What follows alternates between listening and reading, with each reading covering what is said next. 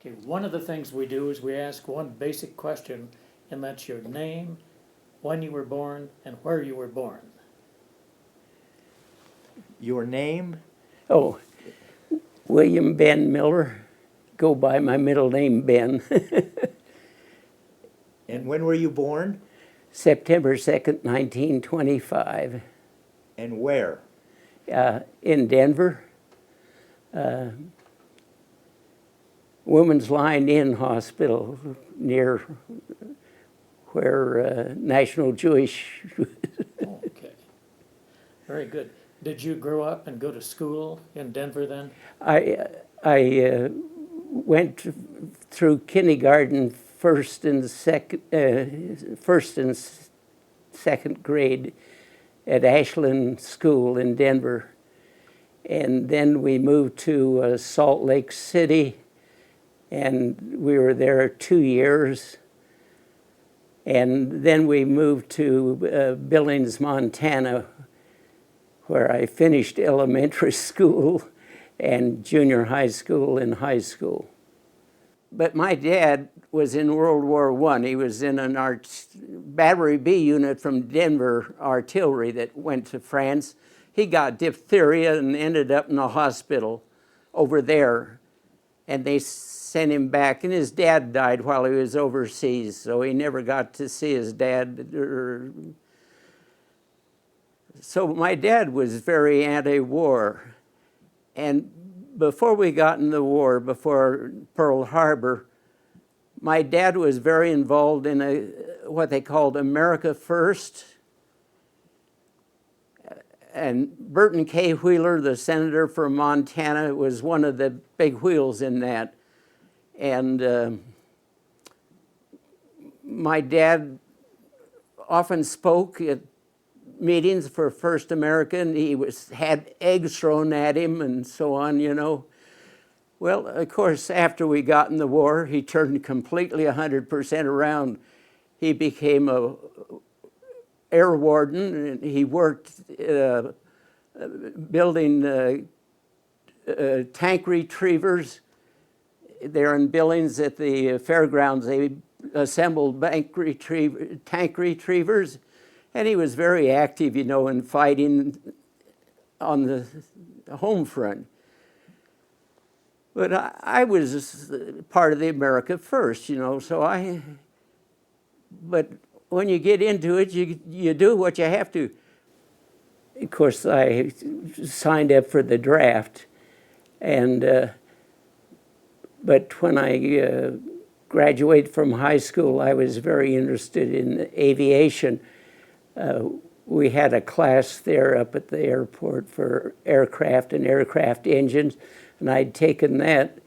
And after I graduated, I worked for Northwest Airlines as a groomer up in the airport, cleaning up the johns and stuff like that, but also took the crews down to their hotel at the Northern Hotel and so on.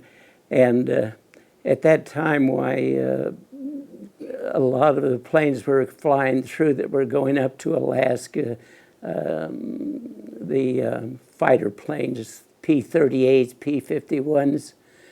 And so I wanted to get in the Army Air Corps. So I took their exam and passed that. But on physical exam, my eyesight was 20/30. And they said you have to have 20/20 vision to go in. So somebody told me if you eat a lot of carrots, your eyesight will get better. Well, that's true on nighttime eyesight, but when I went back and retested, I was still 20/30, so they turned me off. So then I applied for the Navy V-12 program. But before I heard anything from them, why I was drafted into the Army. And so I went to Butte, Montana first with the Army, and then they sent us to Fort Douglas, Utah. And I was there until I was assigned to the infantry outfit, 65th Division at Hattiesburg, Mississippi, Camp Shelby, and started basic training there. And I was about halfway through basic training, and the letter came to me saying I'd been accepted in the Navy V-12. So I went to our commanding officer and said, you know, and I thought he was going to die laughing. You're in the Army now. So that's how I ended up in the Army, as Camp McCoy's. So we went through basic training, and then I stayed on as a cadre for the next group coming through. And so I was there for about a year and a half. I didn't want to carry a gun, and I didn't want to shoot. And I'd always been interested. First, I was wanting to be a veterinarian when I was in junior high school. And then I got into high school, I decided I'd rather be in medicine. So that's why I asked to go. When I was at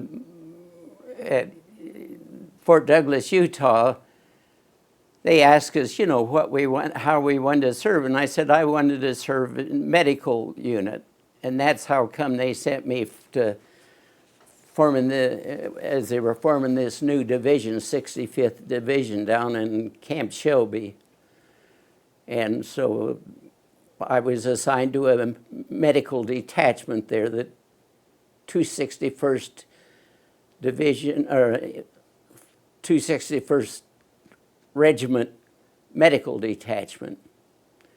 And so all my training while I was at Camp Shelby was training in being a combat medic. What kind of training did you get in the Army to become a in the combat? Army, all sorts of things. We had training in first aid and giving shots and immunizations. Spent some time at the hospital there working as sort of a, I don't know what you'd call them, in the hospital, you know, but working on the wards and learning more about medicine. And, you know, at that time, why there weren't any antibiotics except penicillin came out while I was at Camp Shelby. And so we got in a program of, believe it or not, saving the urine on all the patients in the hospital that got penicillin because it was so expensive, and they'd actually recover the penicillin out of the urine to reuse and so on. So then, you know, penicillin now is cheap as dirt, but at that time it was very expensive. And so that's what we were doing, and that's part of our learning process then. My other experience in medicine was there. We went out on a bivouac, and I got into poison ivy, and my eye swelled shut. So they admitted me to the hospital there at Camp Shelby because I couldn't see. And they gave me IV shots to counteract it and so on. And so I was in the hospital, I guess, about 10 days or so before my poison ivy cleared and I could see again and went back to my unit. So that was my inpatient hospitalization. Do you have a story you could tell us about sleepwalking? About what? Sleepwalking. Oh. Well, my dad was a sleepwalker. And his folks, they were gone to St. Louis because they were leaving Missouri. And he walked out of the hotel at night sleepwalking. And a policeman found him and woke him up, and he had no idea where he was. But I guess he did know the hotel name, so they took him back. But anyhow, sleepwalking runs in families, I guess. And I had I had sleepwalking. And we were on a bivouac down at Camp Shelby out in the woods. And I got out of my tent and sleepwalked and walked down a road. And I woke up myself. I don't know why. But here I was in the middle of this little dirt road. I had no idea where the outfit was or where I was. It was a terrible feeling. So I just turned and walked back along the road. And the sentry halted me, because they had sentries around. And I didn't even know the password, But anyhow, they took me and didn't do anything to me, of course, and I went back to my camp. But that scared the tar out of me because we were about to go overseas. And I thought, whoo, you sleepwalk overseas, you're going to get killed. And that's the last time I sleepwalked. I guess I was so petrified about the fact that I might do it overseas that I never did it again. So that was the last of my sleepwalkers, was on that bivouac. But one of my daughters was a sleepwalker. So, and that's a terrible feeling to wake up and have no idea where you are. Then our group was sent to Camp Shank, New York, and it was the time of the Battle of the Bulge, and so they were going to send us over for that. When you were leaving to go to the war, you actually were transported on a German ship? Well, it was one that had been transferred to France, but it was down in South America. They trapped the Germans, some of their cruisers and so on, and their transports. And one of them was renamed the Lejeune. And that was the one we went over on. And it had been a German ship, but now it was under French. And they'd renamed it the Lejeune. I don't know what it had been named under the Germans, but it was named the Lejeune. And instead of going to England, which most of the troops did, and then deployed to France, they sent us directly to Le Havre, France. And I was at a camp there called Camp Lucky Strike, which was miserable because they didn't have half of the stuff they needed. And so we were sleeping with all our clothes on in a duffel bag because it was so cold, and scrounging food as we could around France. There was a little village there called Vidifleur, White Flour, and we'd go there and get butter and bread. That's all they had. But so anyhow, our outfit then was reassigned, and we went down through France on the cattle cars, what were they called, 20s and 8s or something like that. 20 men or 8 horses. And we ended up relieving an outfit down at Sarlatten and Saarbrücken in southern France. We were on the Saar River on the Maginot side, but the Siegfried line was across the river there. And so we were stationed there for I don't know how many months. That we never, they shot at us and we shot at them, but most of our guys were not hit. Were you involved at all with the Battle of the Bulge War, and did you have to deal with the frostbite and the, No, by the time we'd gotten over and gone to Le Havre and Lucky Strike, why, the tides had turned and the Germans were being pushed back. So we didn't get involved in that at all. So they didn't send us over to that area. They sent us clear down in southern France at Sarlatten and Saarbrücken. The reason we went directly to France was because it was going on while we were in New York and getting on ships. But by the time we got over there, why, the tides had turned. Thank God. Because that was the last big push the Germans made, was Battle of the Bulge. The only big thing I remember is our platoon. I was a medic, and my platoon was assigned to go at night with a pontoon boat and go across the Saar River, and we were supposed to hit one of the pillboxes and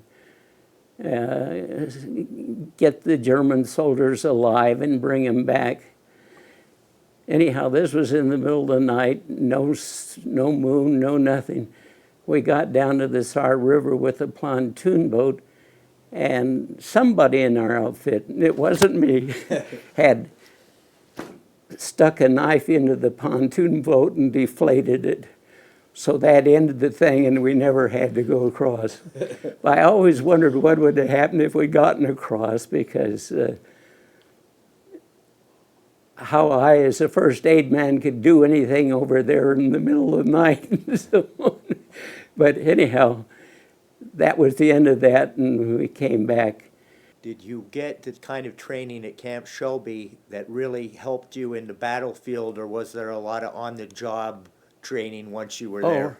Well, you know, it was first aid treatment. I was assigned to a platoon as a combat medic to a platoon of Company L of the 261st Regiment.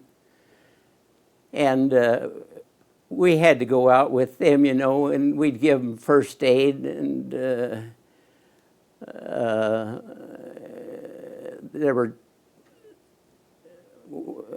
also litter bearers were assigned to the outfit to carry people back that we treated to the first aid station and so on. And it came in handy because after we were in the war, why, I had to treat quite a few wounded soldiers. When you were out in the field, what kind of equipment were you equipped with to treat? We had 2 bags with bandages and medicines and so on.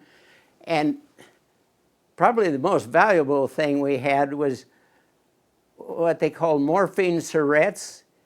They were preloaded syringes with morphine in it that we could give them for pain, you know. And of course, we did a lot of dressing of their wounds, and we were taught how to compress chest wounds so they didn't leak and so on. That's what made me feel so bad about my lieutenant that died of the chest wound, because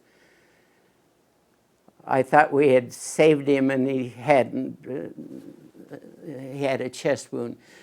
But that's all we had were 2 bags that we carried. And they had everything we had in it, and they were about this big and that tall, you know, and one on each side. That was it. But it was important. Yeah, you bet. It was really, really first aid. And in fact, that's how I got the Bronze Star, was treating casualties on the battlefield and getting them back to safety.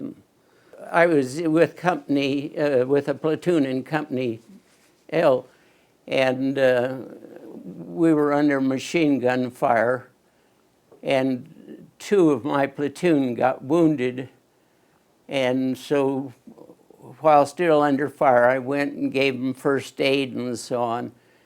and the captain of our Company L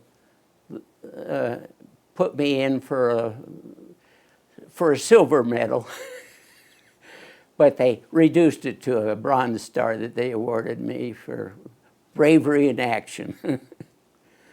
So that was, but you know, we did a lot of first aid all during the war, through the different battles and so on. And we also treated German soldiers and even civilians, so, which suited me fine, you know. I wore a helmet with the Red Cross on it and an armband, you know, with the Red Cross on it. A lot of the guys in our outfit, we got shot at just as much as anybody did. So a lot of them covered up their patches and so on and carried rifles. Did you feel like you were targeted? Oh, yeah. Yeah. And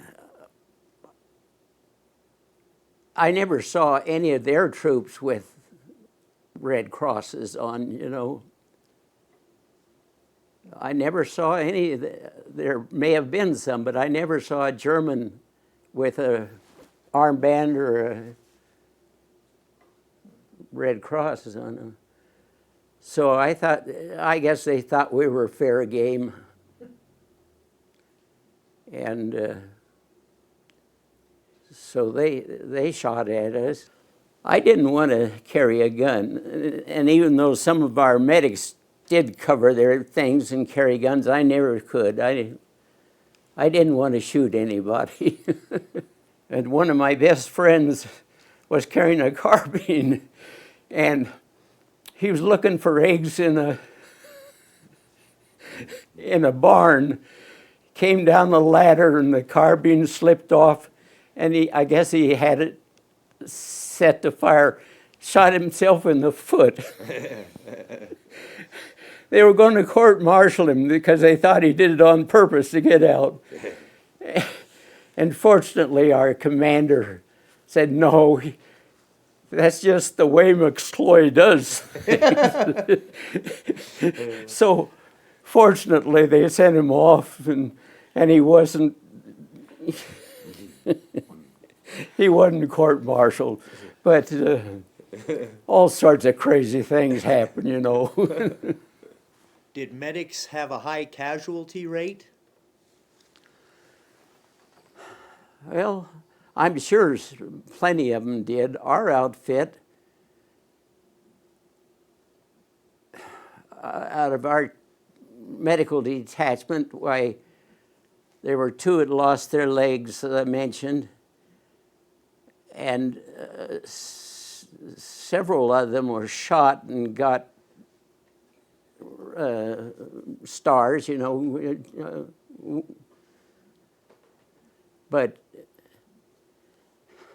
it was hard to say because, as I say, being a low man in the totem pole, you don't know what's going on. They say, you go here, you do that, and that's what I did. So I didn't know what was going on outside of my little unit. And so I found out about these things after the war was over, when we started having reunions and so on. Oh, this happened. I had no idea it had, you know. So I didn't know about the 2 that lost the legs or about the ones that had been shot. I don't remember anybody was killed, though. Have you had occasion to meet medics or other medics, perhaps even in other wars, and share stories? No, I have not. Just with the ones that were in War II with me. Did you work at an aid station close to the front line? Is that what you did predominantly? No, I never got back to the aid station. We stayed with the infantry all the time. The litter bearers would carry our patients back to the first aid station, but I never got there all the time of the war. I never saw any of my friends that were in the first aid station. I saw some of the litter bearers and the other combat medics that were in our company, but I never got back to behind the lines to the first aid station or any of the hospitals or anything. Of course, it was a lot different then than it is now, you know, where they pick them up in helicopters and take them to real field hospitals and so on. So it was a slow chain of command, us treating them, getting the litter bearers to take them back, the first aid station to give them fluids and whatever, and then they were taken by ambulance from the ambulance drivers back to the field hospitals. That was a slow process. So we lost quite a few guys between when we saw them and when they got back to the hospitals, I'm sure. But I did know because I was not in contact with the first aid station. After the end of the war, our 65th Infantry Division had formed a, what do you call it? Reunion group? Then we started having annual reunions, and I found out about some of my patients then. Two of my fellows that lived in that hut with me lost legs. They were they took the litter bearers, put them on their jeeps, and took them back to the aid station. And they hit a landmine and lost a leg. And I didn't know that till after the war, and found out two of my friends had lost a leg over there. So you don't hear, though, you know, you're just a grunt. You never know what's going on. They say, you go here, you go there. Then our outfit was assigned to Patton's Third Army, and they were preparing to cross the Rhine, but at that time there wasn't any way of getting across, supposedly. And I remember Patton said something that he was going to cross the line if it cost a couple of truckloads of dog tags. And but fortunately they were able to capture a bridge that the Germans couldn't blow up, or didn't blow up, and they got across the Rhine. Not our outfit, but another outfit, and then later we were crossed over. But as I say, we were assigned to Patton's Third Army. We went for Remagen, crossing the river there. Another outfit actually captured Remagen, and we were on their flank protecting them. So after Remagen and they got across the river, then we were on another unit that was heading on further east. And anyhow, we were called back, and they said it was because they couldn't keep up with the fuel and so on to supply it. But later on, I heard that the real reason was because he was called off because at the Yalta Conference, the Americans and British had agreed that Russia would take Berlin first, that the Americans couldn't get there first. So I don't know which was the real reason, whether it was lack of fuel or whether they called us back because of this agreement with the Russians. Tell them about the time you saw Patton. Oh, I just saw him one time. It was when we were with the armored division headed towards Berlin, and at the end of quite an advancement, we were just sitting alongside the road waiting to see where we'd go next, and he came by standing up in a Jeep saying, "Give 'em hell, men, give 'em hell." And that's the only time I saw him. Another very interesting thing that showed up during the war, of course, were the Autobahns.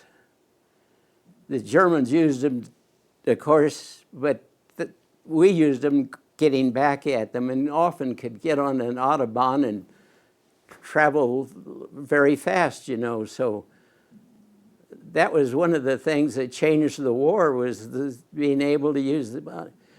But an interesting thing that I saw in one place, and I've never heard anything about it before, is we were going along the Autobahn, and there were revetments on either side along where they had parked German planes, and they were using the Autobahn before we got there, of course, as airport, you know, and they could take off and land on it and get in these, and they were all camouflaged, and there were no way that Americans could know where they were coming from or where they went. I saw that just the one time, and that was in Bavaria. We've had several battles going across. The biggest battle we had was we were put in reserve in a town called Struth. Not a big town, but the Burgermeister had allotted places for us to stay in, homes and so on. And the one our group was in, they didn't like it, so they went and took over another house. And at the same time, we were attacked by a Panzer group. Supposedly we were in reserve, but a Panzer group came in, and so we battled back and forth with the Panzer group in the town of Struth. And the closest I got to a Panzer was in the house where we were staying. I was on the second floor looking out a window, and a German tank came by on the street with a guy up in the turret, you know, standing there. Thankfully, he didn't see us, and he went on. But later on, why they fought to the edge of Struth with them, and fortunately, the Air Force was called in, and they came in and started bombing and attacking the Panzer groups. So that ended the battle. But we lost some men there, quite a few. But I told you about the little purge we had at Struth, where the armored guys came after us. But that was just one unit. That wasn't a big push or anything. It was just a local thing. Again, our column, our trucks and everything were pulled up, and we were off the side, I think, having lunch. And all of a sudden, two Messerschmitts strafed, but they were zoom, zoom. And we thought they were rocket planes. But later on, we found out they were the first German jets, the Messerschmitt jets. And they were just here and gone and like that. Before that, everything was, you know, flying around, and you could shoot at them and they'd shoot at us. From there, we went on further east and entered Austria at Passau, Austria, and took over that town. And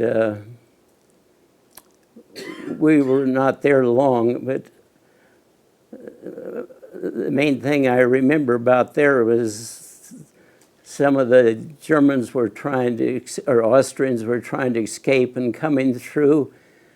And one of them came through on a motorcycle, and our troops were on either side of the road, and they fired at him and got him. But some of our guys were hit from friendly fire. And anyhow, I gave first aid to a German soldier there and put him on a stretcher, and our stretcher team was going to carry him back across to the aid station, which they did, I guess, although later somebody told me that they may have dumped him in the river instead of, I hope not, but that was a rumor. The Wehrmacht, yeah, they were local guys that they'd conscripted into the Wehrmacht army. They were entirely different than the SS troops and so on. And so they would hold their villages, and we'd have to take the villages. And I lost the lieutenant of my platoon at one of those. He got shot in the chest, and I wasn't able to save him.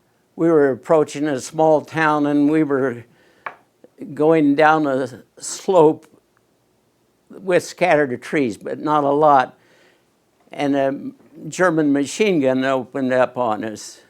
And that's how my lieutenant was shot and killed. And we had wounded and so on, and then sent him back. But it was just this one machine gun unit, and we were on an open slope and wide open for them. We shouldn't have been, but we were. And we lost quite a few good men there, because there wasn't any place they could hide behind bushes and logs and so on. And we stayed there till nighttime came. They couldn't see us, and then we moved them out. But that was one of the worst situations we had. That last place I was telling you about, where my lieutenant was killed, they had me pinned down. I couldn't move. So I couldn't give first aid until it turned dark and I could start helping them. Because every time I tried to move, why they... Tell us about the time when you were at the concentration camp. I think you were... Well, it wasn't a concentration camp. The Germans had captured, when they were heading for Asia, for Russia, had taken a lot of the Hungarians and Czechs and so on, and made them work,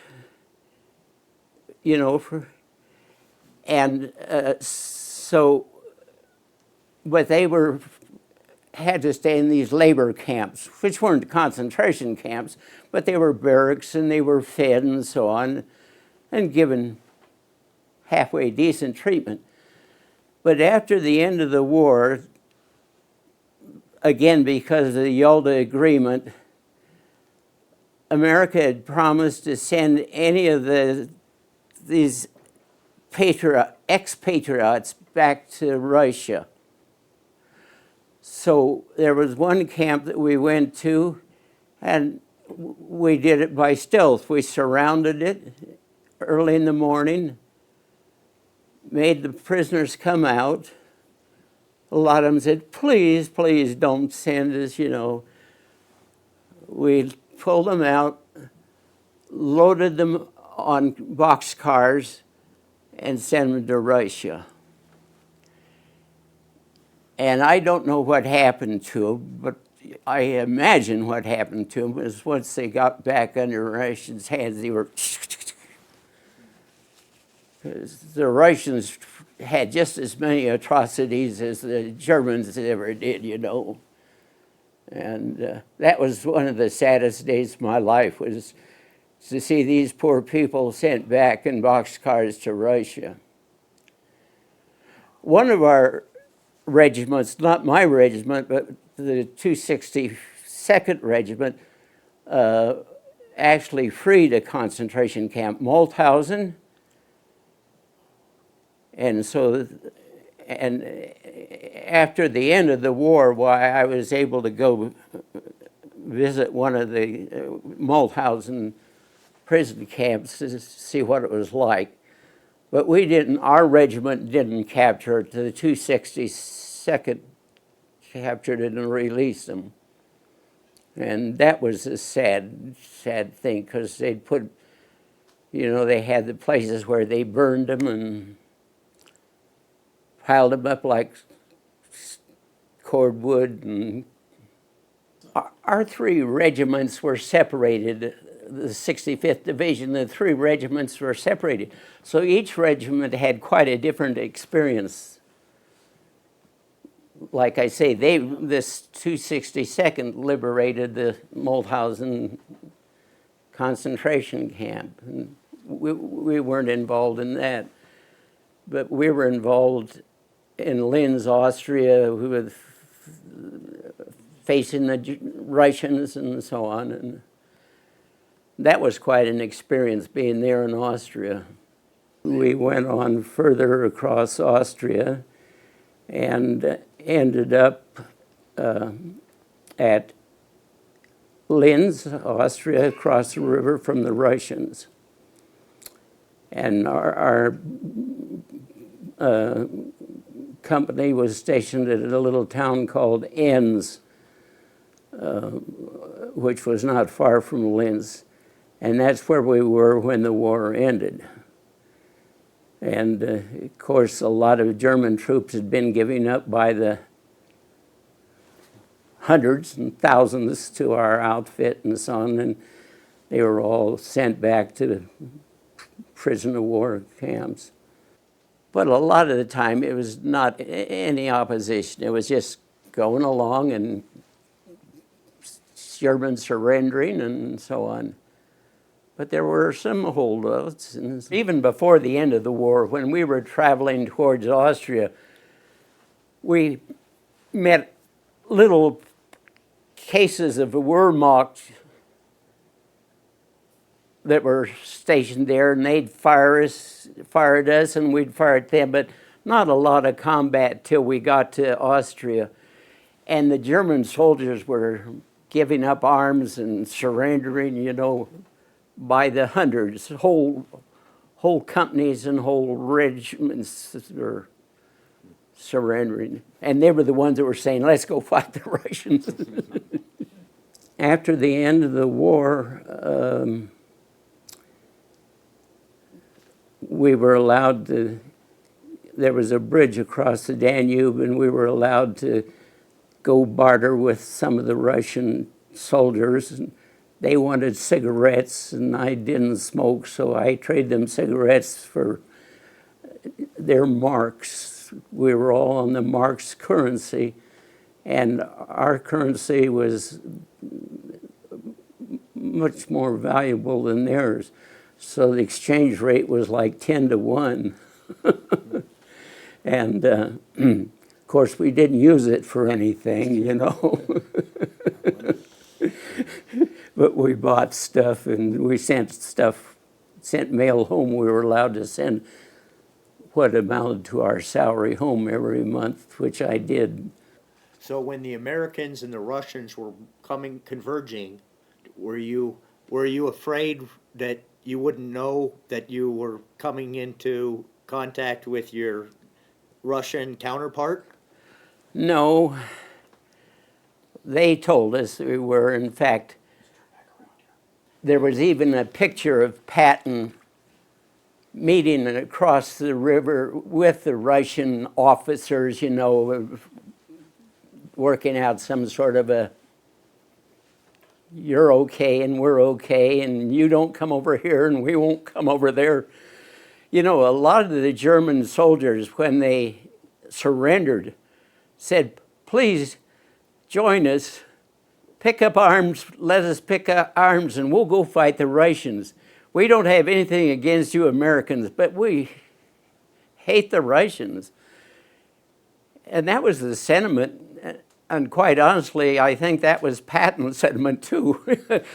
He would just as soon join them and go on and fight the Russians. That's right. He had no use for them, and none of us did. Not the little troops. They were fine, you know. We talked with the other infantry guys from Russia, and they were all right, but it was their leaders. And, you know, southern Germany, Bavaria is just a beautiful, beautiful place. With the Alps and so on, it's very much like like the Grand Tetons, and our 1400s. And so after the war was over, I had no great animosity at all towards the Germans. You know, I wasn't bitter about it, and we weren't supposed to contact them, you know, you weren't supposed to fraternize with them, and I always did with ones that could speak English, and the bisschen Deutsch that I spoke, you know. So, and they were like I was. They were there because Hitler forced them to be there, just like I was had to be there. Then our outfit was transferred to Garmisch-Partenkirchen in Germany. That's where the Hitler had held the Olympics, and it was a R&R place for troops, and we were in a first aid station there. And that was a great deal, you know, because there wasn't much to do, and we were able to go up on the Zugspitze mountain and ski if we wanted, and then so that was a real soft deal.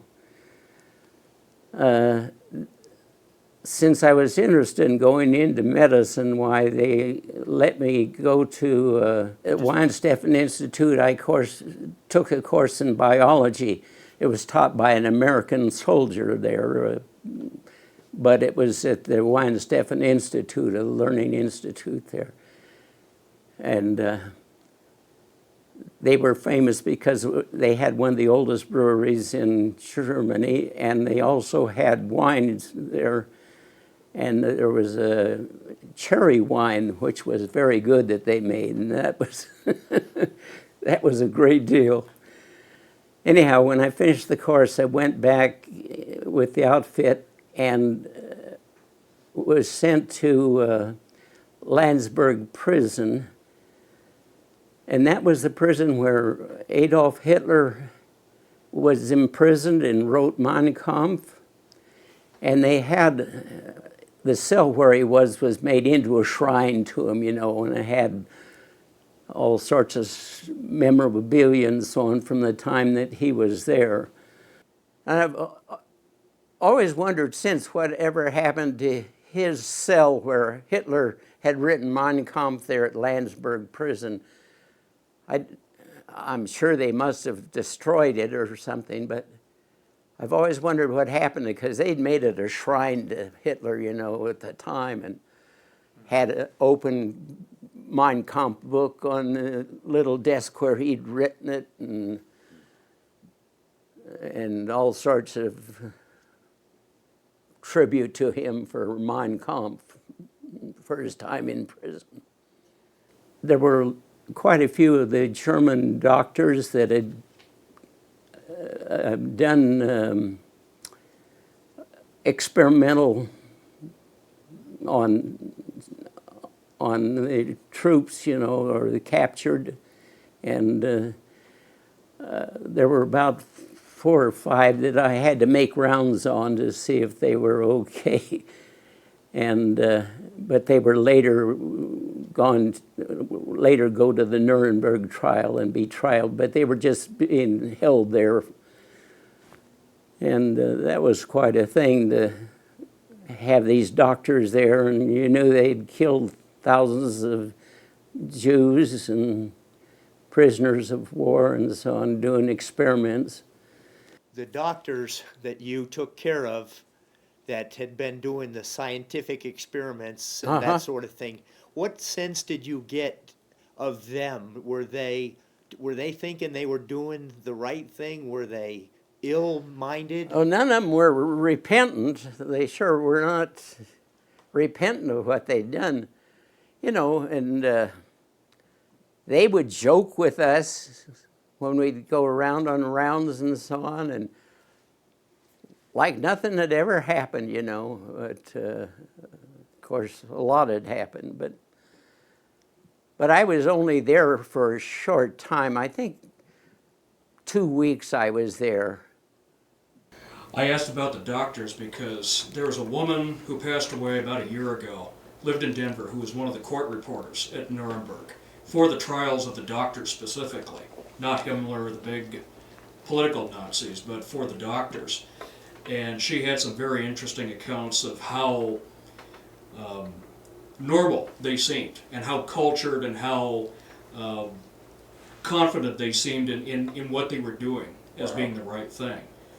And so I was wondering if his experiences kind of lined up with what she had described. Because what he said about being unrepentant, that was kind of her assessment of it. They were very defiant to the end. Wow.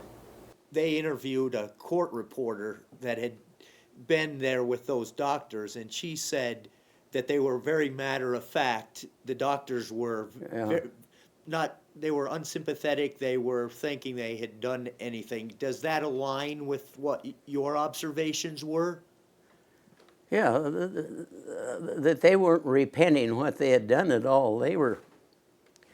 The fact is, one of them was taking the foil from cigarette packages and molding and making little birds out of it, you know. He wanted to give me one of them, and I wouldn't take it. But, you know, Matter of fact. they weren't repentant. They were just, well, I'm here, so what?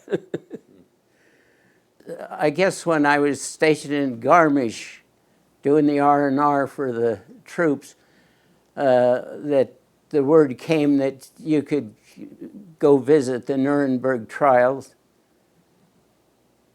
You get a pass to do that, and I did. I don't know who gave me that information, but I was so glad I did because, you know, it gave me as I say, being a grunt, not going what was going on, it gave me a lot of information on what was transpiring.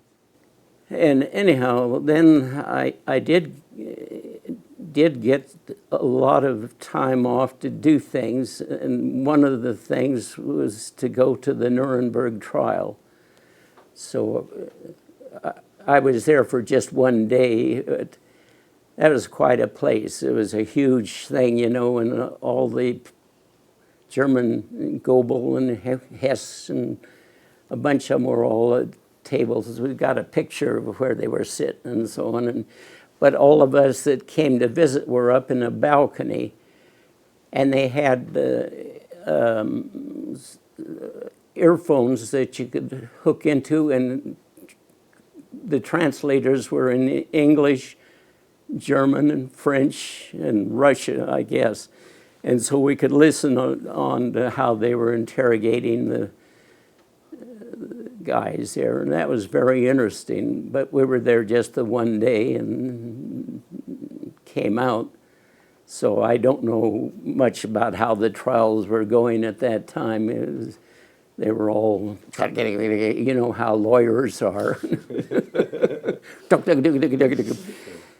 At Nuremberg, did you know of Himmler and what he was about? And then as you, later in life, did you look back at that and think about the magnitude of the man? Yeah, it was. You know, it was really, it went on for weeks and months, you know. It was not a short-term thing. And they would try each one separately, you know. And Goering was the one they were talking about when I was there visiting. And, you know, he was one of the worst of the Nazis. And Hess was there, but Hess was the guy that had flown to England,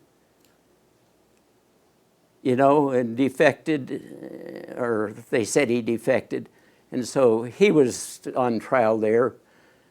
I don't know how he ended up. I'm sure they probably, most of them were executed.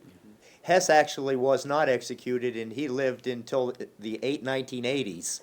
So he lived, but like you said, most of them probably. Yeah. He was the last Nazi that was Yeah. imprisoned from the war. He lived till 1980, In the In 80s. the late 80s, I believe. Wow. but He was the last prisoner at a place where they kept a lot of the old Nazis. we were just sitting up in a balcony, and all these people were down below. It was a huge place, you know. The balcony ran. I don't know what it had been, whether it was originally a theater or what it was, where they held the trial. Because we were in a balcony that went around, and they were all down on the main floor at tables and so on. And so you could see them down there, but couldn't hear what was going on except what you get translated over the earphones you had on. Also, I got a chance to go to Nice, France, on the Riviera.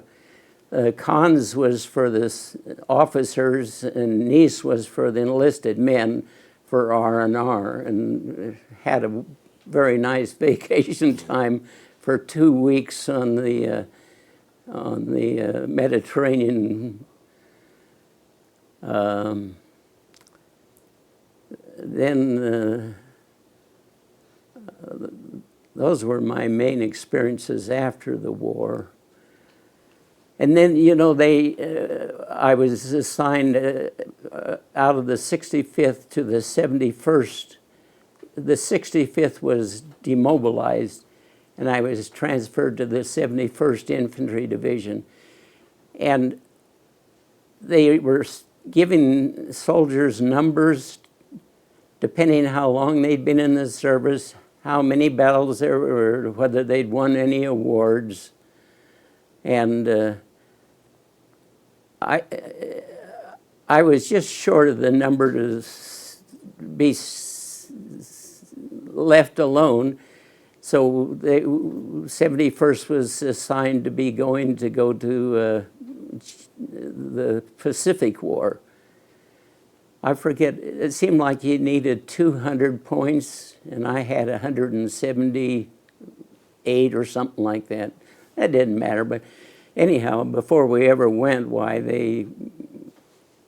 Hiroshima and Nagasaki bombing, and that was the end of the Japanese war, so we didn't have to go there. So then I was sent to Le Havre, France, and waiting to be sent back to America, our outfit. And there was a big delay. There was so many troops going back. But they said if, as a medic, I could join up temporarily with the Navy on a Navy ship as part of the medical staff. So I signed up for that, and so we went back to New York on a Navy ship, me still in the Army, but assigned to the Navy. But that was a good deal, and I got back home sooner than I would. And from New York, I was sent to camp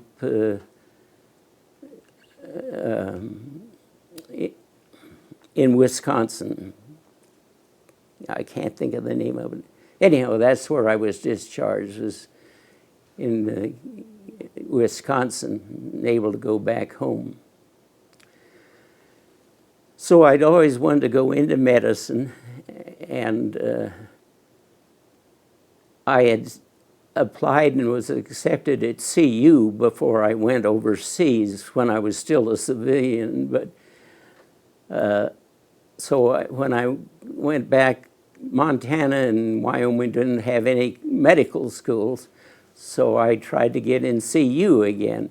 But they were only taking veterans from CU, not from out of state.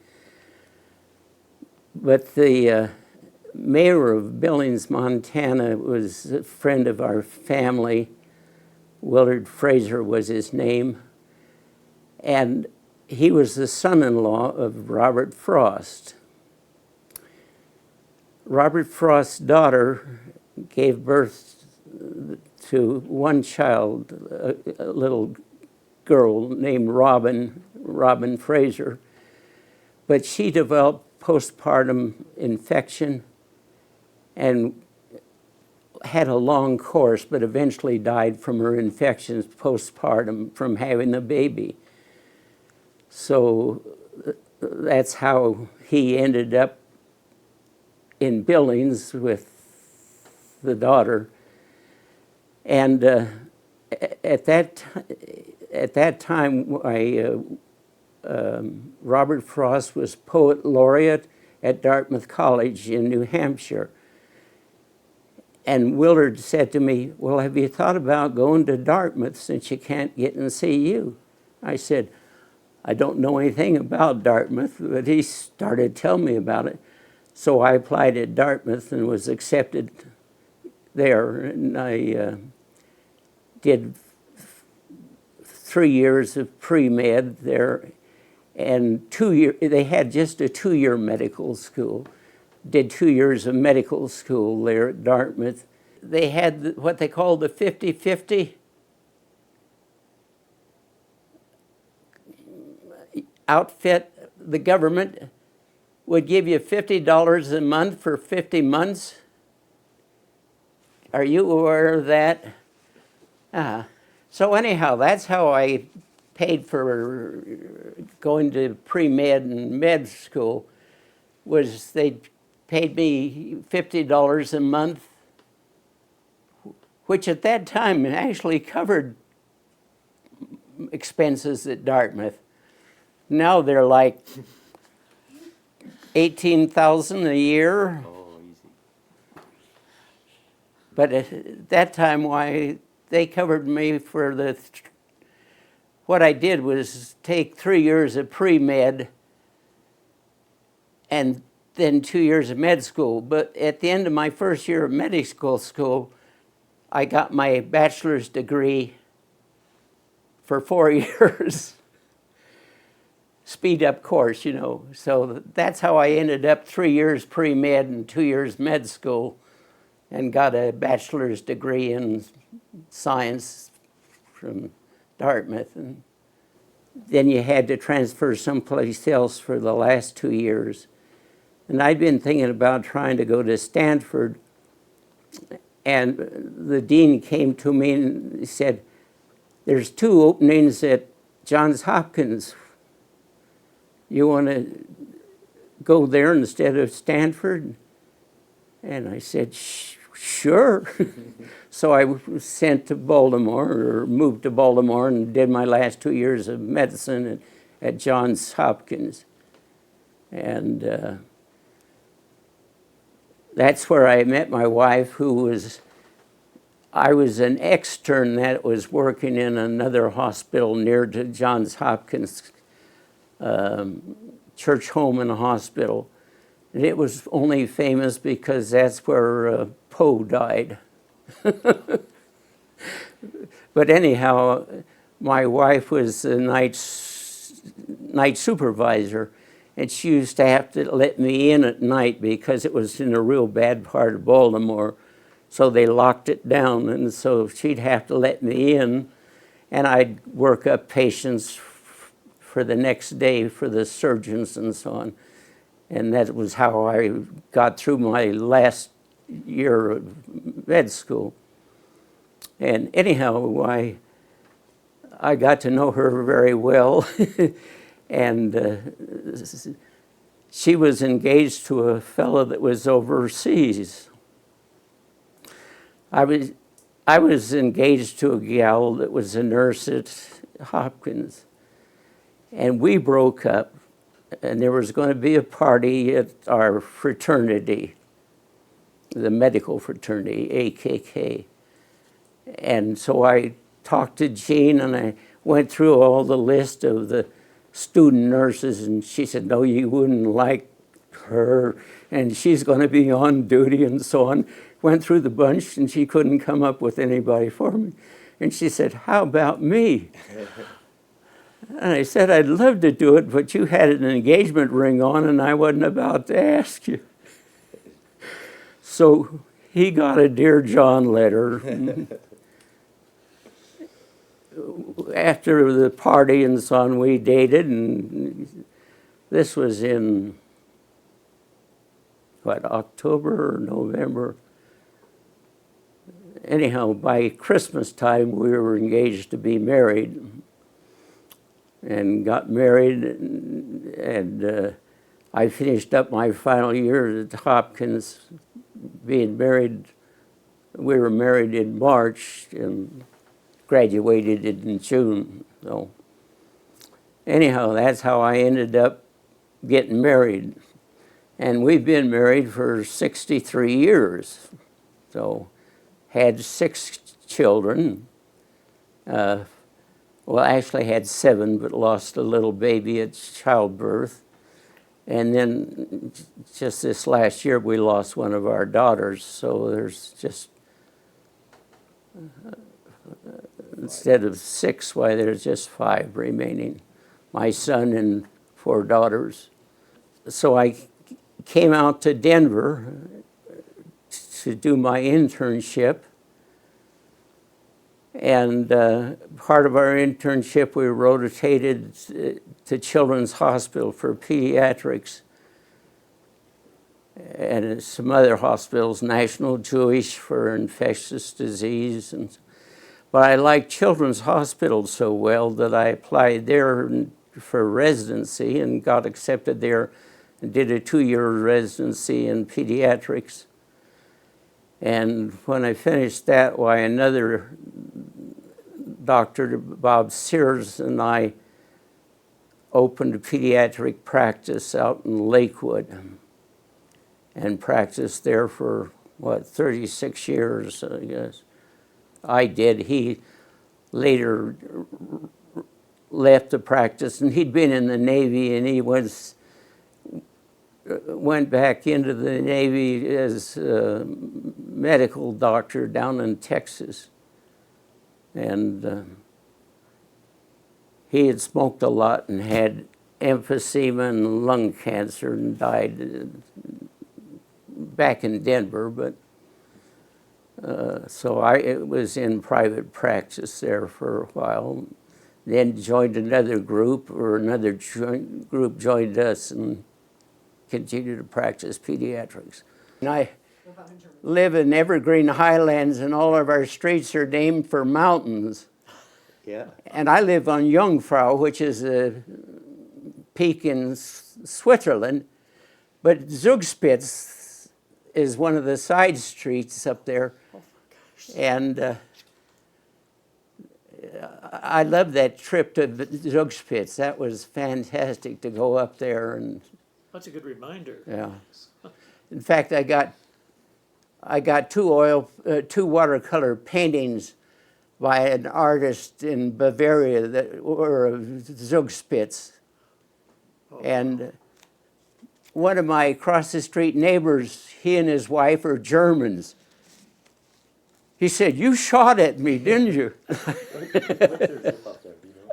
I said, "No, I didn't. I didn't ever good."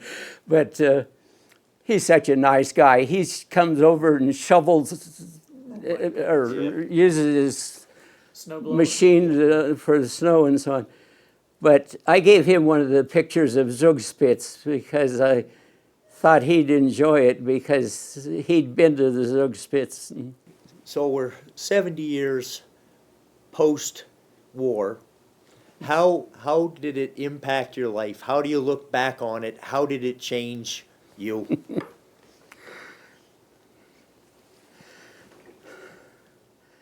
Well, I hate wars, but I know they're necessary sometime. As I told you, I never wanted to carry a gun, and I still don't. So it's like this Iran business now. I'm twixt in between, you know, whether it's worthwhile trying to get a peaceful settlement with Iran and the nuclear bombs, or whether we ought to be like the Israelis and go in and knock the hell out of them. So, but basically, I've always been against violence. And I still am. And that's one reason I went into medicine, was to cure people, not to kill them. You know, it's very interesting, isn't it, who our allies are now? Japan, Germany. Who our enemies are? Russia. And I've told my son many times that we ought to realize that we're really in World War III.